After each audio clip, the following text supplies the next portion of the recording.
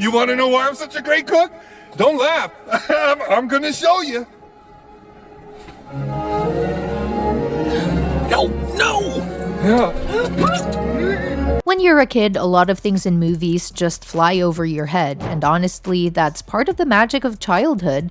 You don't need to catch every little detail, you're just there to enjoy the ride. But let's be real, Disney knows parents are watching too, so they sneak in a few jokes and references just for the grown-ups.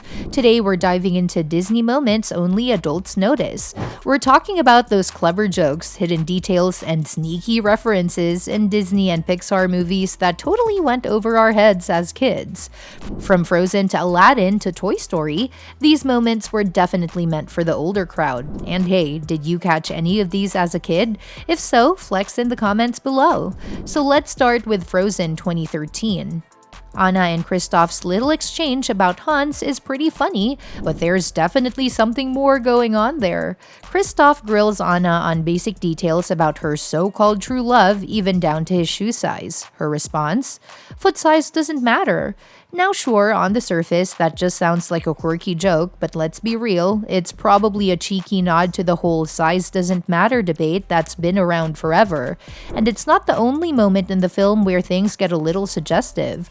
Like when Anna confronts Elsa about the mess in Arendelle, she hesitates before finishing her sentence, "We're in deep, deep, deep, deep snow."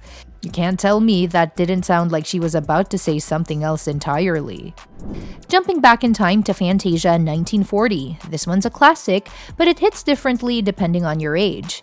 As a kid, you just enjoy the pretty colors and the dancing brooms, but when you get older, you realize Fantasia was really trying to be high art. It wasn't just a cartoon, it was a full-on experiment blending classical music with animation, kind of like what Looney Tunes did but on a much grander scale.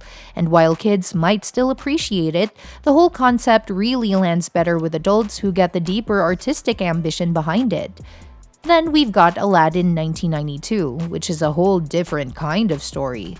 If you ever wondered how a real street rat like Aladdin had time to build a reputation in Agrabah, that scene in One Jump Ahead might have the answer. When he bursts into that fancy-looking room during his escape, most of us assume it is just some random lady's bedroom, but looking back, it seems more like a brothel. And the harem girls? They totally recognize him. That raises all sorts of questions, especially since this moment made it into the live-action remake too. Looks like Agrabah's knights are hotter than we originally thought. Speaking of fairy tales, Beauty and the Beast 1991 has layers that kids just don't see.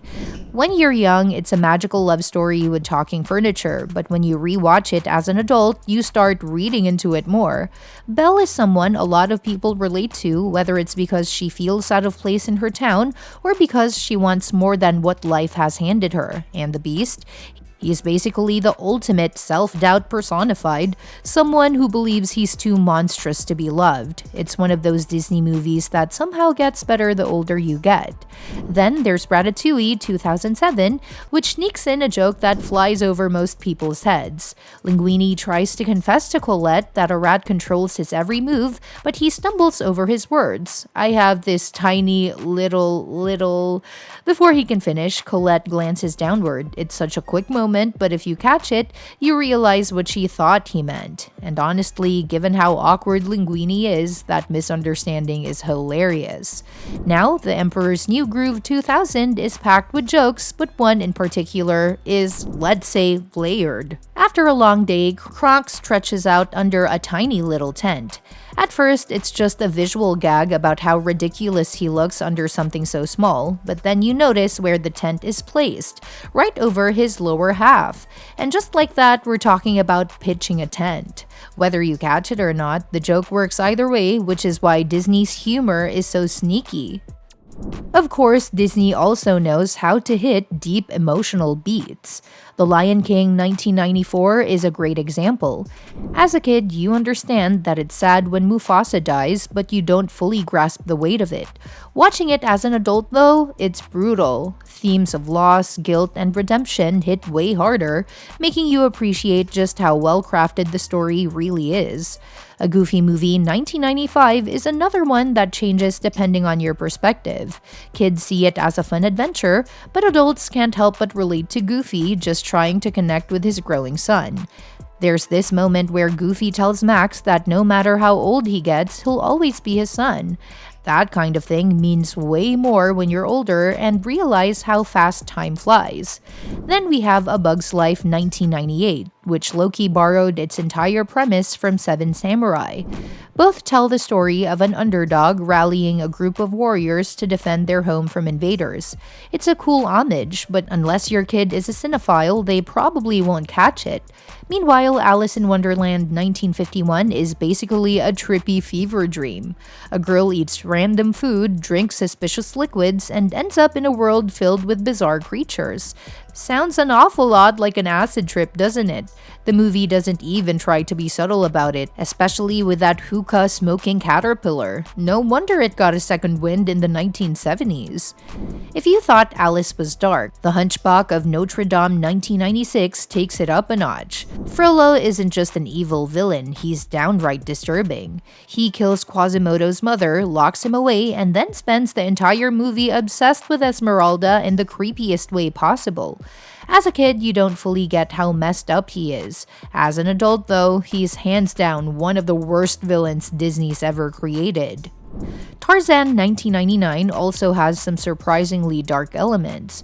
Right from the opening, we see Tarzan's parents get killed, and then Kayla, a gorilla who lost her own baby, takes him in. Later, Tarzan literally kills the leopard responsible. And don't even get me started on Clayton's death scene, which straight up shows his hanging shadow.